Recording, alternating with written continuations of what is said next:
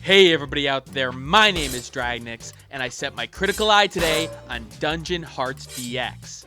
It comes out today on the Wii U for $8.99, and it's a puzzle game with a bit of a different twist on things.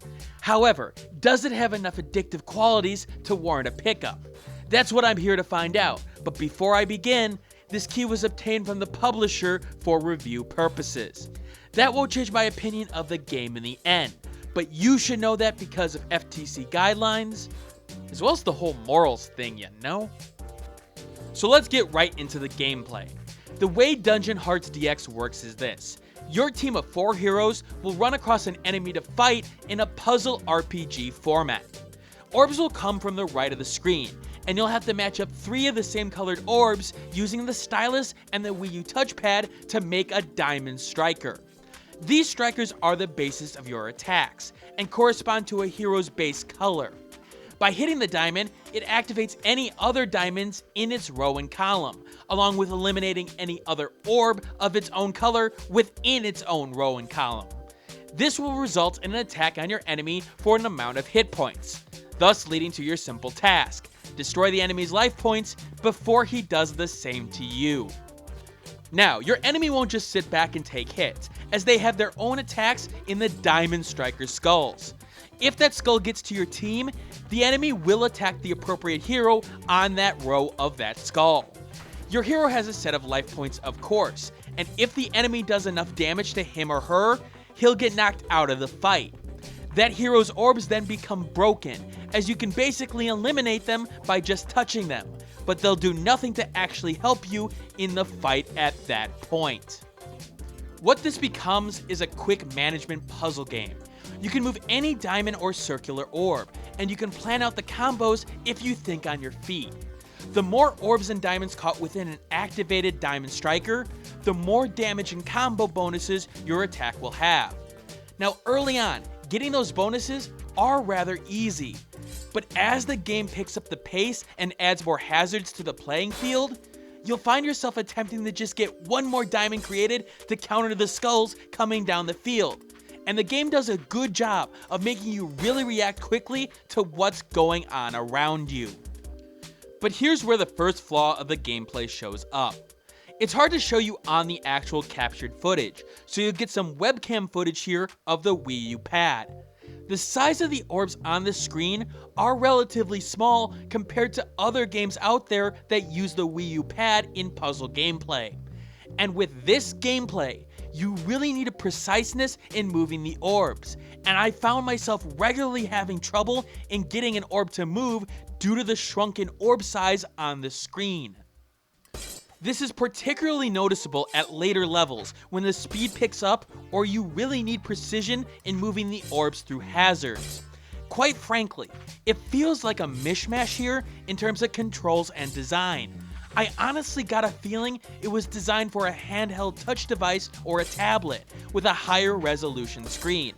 And considering it's on iOS, my feeling is probably right. Regardless, remember this.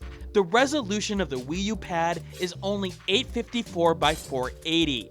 Meanwhile, my Samsung Galaxy S3, a 4-year-old phone, has a 720p resolution. In other words, there's a lot more precision out there with the phone, and this game doesn't seem to translate well to the Wii U and its smaller resolution. Which is a shame, because when the game starts to get going puzzle-wise, it can be a fun challenge. Now, you've seen the basis of this type of gameplay before in games like Puzzles & Dragons, as well as pretty much any other Match 3 RPG type of game like Puzzle Quest. What I'll give Dungeon Hearts DX props for, however, is how it ends up changing up the formula rather quickly as you progress with your party. For example, the game will start you off slow with a rather uncluttered playing field, but will then introduce orbs that you can only move and not actually match with. You'll have to move them around and out of the way to get the orbs you need, and it adds a layer of good complexity. Then, the game follows it up with square orbs. Yes, I know that's not possible, but you know what I mean. These items can't be moved on the field, so you have to move other orbs to use them, forcing a change in strategy. This pace keeps up difficulty-wise as the game goes along, and it did cause me to stop at points because I couldn't process the information quick enough. That's what I want to see in a puzzle RPG, good difficulty progression that makes me think. However, while the first few games did a good job of keeping my interest up thanks to some good difficulty progression, the repetitive nature of this gameplay becomes really apparent after the third, fourth, or fifth attempt. While starting with a new party, you'll find that regardless of your party's composition, you're playing pretty much the same game every time. Sure, you do get enemies that have different orbs that spawn, but you really don't notice it over the life of the game. You're too busy with attempting to match 3 over and over again. In fact, the only real issues that arise after you get the basics down of the play here is the randomization of the puzzle elements themselves. And here's the thing about that. This randomization is too random for its own good. See, with puzzle games, you want randomization, but you want reasonable randomization. What I mean by that is, you want the solution to the puzzle that's given to be doable. But Dungeon Hearts DX actually puts you in scenarios where you have no moves, and you can't do anything. You may have part of the screen completely blocked off thanks to the configuration of the unmovable blocks, and there's no way to destroy those blocks given the random orbs you're given. The player in this case feels so out of control. It's not that the player doesn't see the solution, it's that the solution doesn't exist. And that's something that really hurts this game, especially one that has a progression RPG element to it. But as I mentioned, this game is an RPG.